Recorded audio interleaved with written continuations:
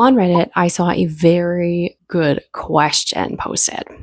And it is, does transcribing English words into IPA help pronunciation? Hi, everyone. I'm currently working on improving my American accent, and I'm wondering if transcribing English words into the International Phonetic Alphabet, IPA, is a helpful practice.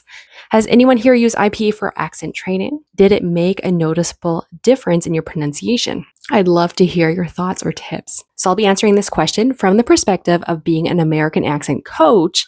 English is my first language, but I also speak other languages, including French and Spanish. So I'll be answering from that perspective. So what do I tell my clients, and what have I practiced and used in my language learning? What I tell my clients is that they don't need to learn the IPA. It's not necessary in order to improve your pronunciation. However, it can be helpful. And I'm going to talk about that. So let's talk about that. The first benefit is that it helps you see what you may not hear or you may not catch. And I've noticed this personally in my French language learning.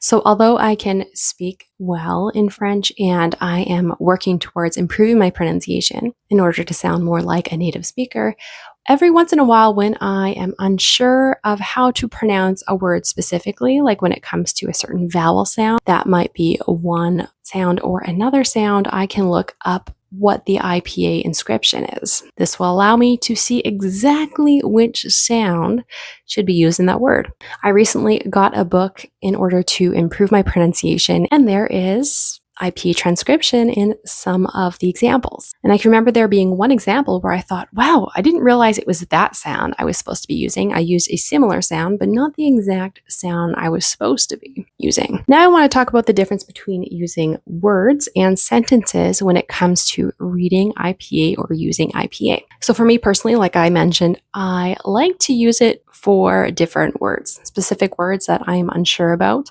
So that would be my main way of using it in my language learning journey. But you can also use it for sentences. And if you use IPA, please let us know down below in the comments how you use it and if you find it helpful or not. So how can writing and reading in IPA be helpful in terms of sentences?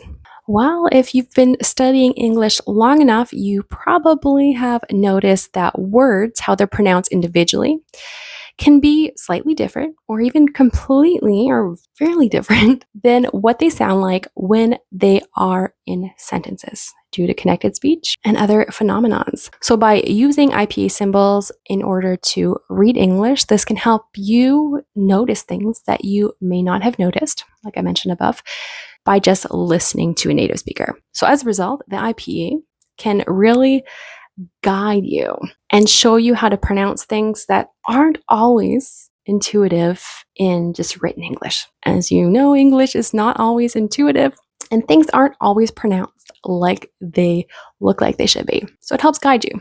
But as I mentioned, it's not necessary to learn the IPA in order to improve your pronunciation, but it can be a tool that you can use in order to improve your English pronunciation. And then a tip that I have for you is that if you decide to do accent training and you decide to hire a coach, an accent coach, please know that not all accent coaches know the IPA. So if that is something that is important to you, make sure you find out before you hire and pay for a program in order to improve your English. And if you want to improve your pronunciation by repeating after a native speaker, I have a whole playlist right here. Click there and check it out. See you in my next video. Bye.